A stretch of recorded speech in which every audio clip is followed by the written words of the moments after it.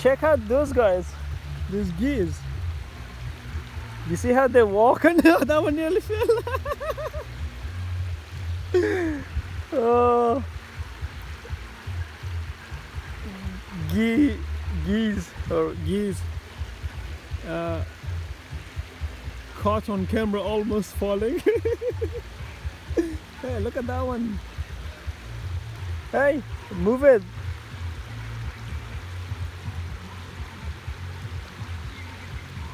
Look at this kitties.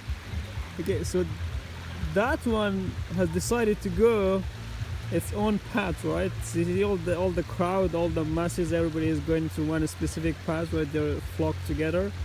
But this kitty is like walking on the edges. Look at it. That is a legend. And check this out. 2 more are following that one. You see? Do you see that? Just because that one is leading, there is a few more that's taking the courage to walk a different path, right? That is symbolic of in life, right? When we choose to leave the herd behind, let everybody else do what they're doing, like letting the universe, the earth and everything do their thing. And when you walk a different path, a completely brand new path, like sharing something totally brand new,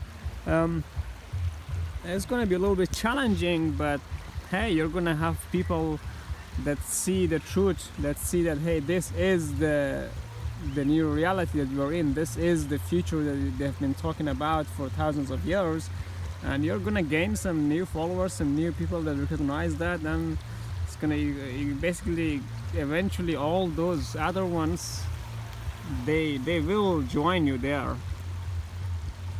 Join them, right? And they have no choice, because the path that they're on doesn't go anywhere. It ultimately goes back to joining these 3 cuties right there. You see how they're walking in unison as one? Those 3 just looks like one being.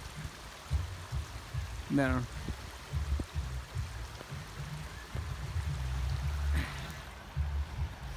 And oh, let me clean the camera, looks a bit dirty. Oh, fucking hell, looks better. Oh, check this out. Check this surprise out, and look, there is 3 more that's going to the exact same path that those other ones went through. That is fascinating, isn't it? That is a fascinating observation right there, just watching, observing and studying nature and what's happening around, and listening to water throne. And also, what was transcendence to ancient Egypt came? Because this guy, Royal Anwar, Transcendence, says that he is the incarnated personification of transcendence, or simply said, the incarnation of transcendence. But what exactly is transcendence? More specifically, who is transcendence? Because you can't really figure out the answer to what is transcendence, because only transcendence knows what it is, which this guy is. But he's not really revealing it directly, he's revealing it indirectly in all his videos and everything. But to ancient Egypt, who was transcendence? Right? Or who is transcendence in ancient Egypt? What did the pharaohs call transcendence, or who did they call transcendence? You're looking at transcendence, right? But what was it in ancient Egypt? Don't know, just asking you guys, because apparently in this lifetime, before this guy came here, he chose to forget a lot of shit. And has just been scratching his head and pondering 24/7, trying to figure that shit out, like what was it doing in ancient Egypt, 3 times as a pharaoh apparently, 3 different pharaohs. One of them may have been on or around Akhenaten and Wahdi and Ramesses the Great.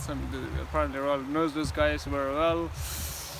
They just saw those 3 geese going, and then there was 3 more coming, because when you look at Akhenaten, well, what did Akhenaten do? He started a revolution. More specifically, he set the foundation, the stage for a completely brand new era to begin. which was, instead of worshipping so many different gods, fundamentally what Akhenaten was preaching, was sharing, was looking at the truth and saying the truth is one thing, truth is one being. There's only one God, there is only one Aten, there is only one kind of like Amun-Ra, or the sun god. And apparently in ancient Egypt, Amun-Ra was what they would refer to as Yahweh, Yeshua, Jesus Christ, the Messiah, Protector, Al-Mahdi, Imam Muhammad Zaman. Because even though in Islam and Christianity they say Imam Mahdi Zaman and Isa Messiah, or the Messiah or Jesus Christ, are gonna come, technically they are one being, guys. Like Jesus and Muhammad and Imam Mahdi Zaman, like these are one being, expressed and talked about in different religions, different spiritual groups and entities, from different perspectives, different angles. But according to this guy, or according to the thing that is speaking through this guy, they are one being. And they used to be called Amun-Ra in ancient Egypt, but check it yourself, right? Check the facts and all of that yourself. Because this channel is, remember, the business and self-transcendence mastery with the royal, is a fun, educative, entertainment only. This is for entertainment purposes only. You make your own decision, your own decision really. You look at what is being expressed, because truth has and is the eternal vibrationist frequency, and it is immutable, it is fundamental, it is what is manifesting and sustaining this reality, right? Truth itself. So that is fundamentally one of the principles that Akhenaten was sharing, was worshipping one being, one God. I think apparently called it Aten, A-T-E-N, Aten, or the sun disk, or the sun god Ra, or God itself, basically. Apparently some used to call it Atom, A-T-U-M, Atom. So Aten, Amun-Ra, Atom, Allah, God, Throne, the transcendental beingness, absolute source, creator, bestie.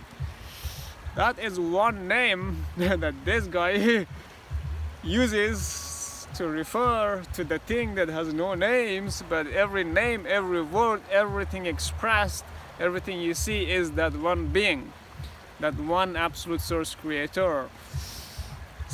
People call it different names, guys. It just doesn't really technically matter what names you call it, because every name, every word, every speech, every lughat, everything is spelled, everything expressed, everything moving, the sound that you're hearing, the sound of this water, you see these little flies flying around, you see those birds circling around there and all that, and you saw the geese there. Everything is fundamentally a part of that one being. And this guy has a lot of like prophetic dream visions, a lot of mystical dream visions. And in a few nights ago, Royal saw a spiral kind of thing, right? This massive circle with this spiral going inwards, and apparently something to do with God and advanced civilizations across the universe and all of that. And what Royal has come to understand so far about this one being that everything is, right, is that this one being evolved and became so empowered, became so enlightened, became so ascended, and became so transcended infinitely, that it created and architected and designed and created everything that you see. So this whole universal cosmic infinitum singularity already happened many times within the mind of Allah, God the Throne, within the mind of Aten, within the mind of the absolute source creator, within the mind of like Prakriti would be like its creation, right? So Prakriti, which this whole universe that you see, is basically the name that apparently Allah, God the Throne, or Atom or Aten has given to its creation, because this creation that we call nature, Mother Nature or the universe, its name is Prakriti, and apparently Prakriti has chosen this guy as its king. Maybe it has something to do with being transcendence, right, or cosmic Shohanshan, thing like that. But yeah, those messages came through some dream visions as well, being called the king of nature and things like that. But yeah, it's like, the cool thing is that again is being expressed to this guy that this universe is an infinitely intelligent being, because it is just a manifestation, a creation of the absolute, and it is being sustained, it is being guided, it is being run and owned by the absolute source creator, right? In like Brahman Supreme, Lord Vishnu, Lord Shiva, from the perspective of the Hindu mythology, right? We saw those three geese, right? And just using them as example. But then we have another three, which be like absolute source creator. Again, the same being is expressing them differently. And then we have like Amun Ra, Aten, and Atom. Again, three fundamental beings, or three aspects of the same being, like one creator, one being having three fundamental aspects, like 0, 3. When you put 0, 3, then 0 is transcendence and royal, the number 0 itself. So that is one perspective what transcendence is. But yeah, even though this creation and everything is a being, Allah, God the throne, Allah the being, the thing that is invisible apparently, the Spirit eternal, is technically not affected by whatever crazy shit happens in this divine matrix, which is cool, because its purity is never tainted, never affected by whatever happens in this imagination, in this imaginative realm. So everything you see around you has been created, architected, designed, and created in the mind of God, in the heart of God, in the Spirit of God, before it was ever spoken or expressed, right? When they talk about it in the Bible, and then the word was expressed, and the word was with God, and the word was with God. Isn't word sound? Isn't sound an innate part of nature, part of creation? Isn't that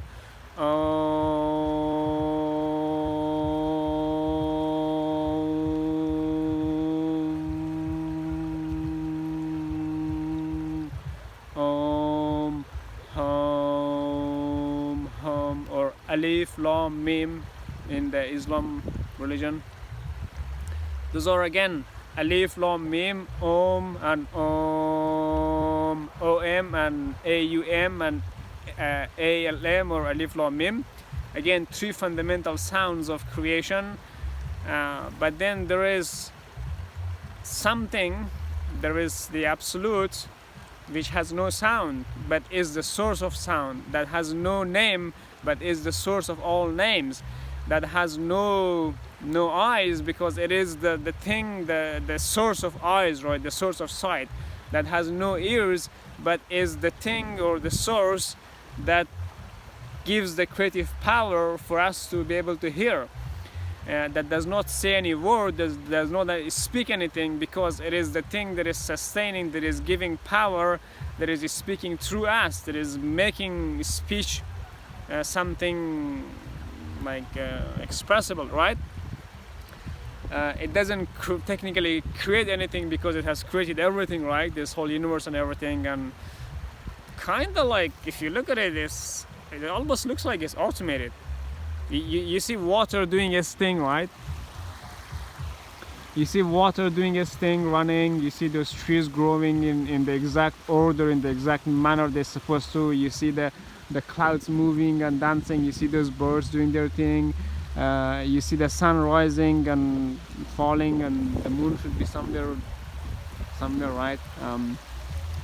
You see the whole solar system, the whole galaxies and everything running in a very precise order. The numbers, when it's calculated, it's so precise that it is just mind-blowing how orderly, how structured, how organized all of this is. So yeah, it just reveals how magnificent, how quintessential, how immaculate, how powerful, how intelligent, and how this the Almighty truly is. And Royal calls it its bestie. You guys call it God, some call it Allah. Akhenaton used to call it probably Aten or Atom in ancient Egypt, and source and consciousness and universe and different names in Prakriti. But this guy, to transcendence, to Royal Anwar transcendence, is just its bestie, and this is its favorite. That is the sacred divine relationship Royal has with the absolute source creator, a bestie and favorite relationship, and that is immutable. Yeah. What kind of a relationship do you have with the transcendental absolute source creator? And what kind of a relationship would you like to have? If you don't know the answer, maybe it's time for you to define it, make a choice, make a decision, because it has given you all the power to choose what kind of a relationship you would love to have with it. It never forces you to have any certain religious or spiritual or any kind of other relationship with it. It never forces you to go to the church, the mosque or anything. It never forces you to pray. It never forces you to do anything. You do it because maybe you want to, because you're making the choice, the decision, right? Because ultimately love is choice, life is choices, absolute freedom is choices or decisions made. So you have absolute power to choose what kind of relationship you would love to have with the creation, Prakriti or nature, Mother Nature, or Area 007, this planet, and also its creator, or the creator of the universe, which would be like Allah, God's throne, Aten, Amun, Ra, Brahman, Supreme, Lord Vishnu, Lord Shiva, or bestie for this guy. But you can have that bestie and favorite relationship with God, with the absolute, right? And it's a very fun one. It's a really fun one, guys. It's a really khush one. Khush basically means really happy. It's a very khush-hal relationship. So I wish you that kind of relationship with the absolute, because when you have that relationship with the absolute, you automatically have that kind of relationship with its creation, with the universe and all its infinite manifestations, all these people, all these beings, all these birds and animals that you see around you. You automatically get to have that relationship mirrored with it. So when you focus on deepening and understanding and realizing and basically unifying yourself with and integrating yourself with the absolute source creator, with Allah, with God, basically with the source of everything, like one source, right? It all comes from one source. With that inception, genesis, eternal, infinity, singularity, particle number 0, right? That singular particle that is manifesting and giving birth to all these other particles of consciousness and all of that. When you build a relationship, a sacred divine relationship with that, then that becomes mirrored with everything around you. You can go and start from, let's say, the outer layer and try to build your relationship inwards with all these different layers of creation and the field of consciousness and all of that, with all these different manifestation of source and different elements and archangels and all of that. It will take you a lot of time. Or you can choose to make a decision and to get to ask the absolute itself or the creator to show you what it is, to tell you what it is, to guide you and basically help you to create a sacred divine relationship with it. But to get to that level, you must first purify yourself. You must first become pure and truthful and unified within yourself. And in that process, as you go through it, you realize that very thing. So yeah, enjoy. There is some water there. If you're new here, this thing basically means 3 things, right? Again, you saw 3 geese there and then other 3 geese. And as I said that, it was like 19:03 on the timer. Basically means if you're new here, obviously just subscribe. This finger is doing this thing technically automatically, right? It's like there's a rhythm to it. It's just like dancing. It means obviously subscribe, so you can see there's a lot of new videos being scheduled for publishing, and also turn on the notifications so you can be notified when those videos are live. It also means obviously like this video. If you don't like it, that is cool as well. It's fine, no problem. It also means in the comments below, write a few things, 3 to 5 things or even 13 things you liked or enjoyed about this video, the scenery, the concepts, the principles and all of that. Maybe my ring, it's like a bronze ring made of like just a thing. Another bronze ring. And apparently Yeshua was Rol has had many dream visions or has many encounters with Yeshua, but in one of them he was talking about, oh, you have a very interesting ring, and then he was talking about some other ring being made for me or will be made or whatever, something like that. That Rol feels had something to do with being the king of nature, or on earth it would be the king of supermodels, and in the spiritual realm it will be called the cosmic Shohansha or the dragon and things like that. So enjoy and answer these questions for yourself in this video, and yeah, chill, peace. Have fun, bye bye.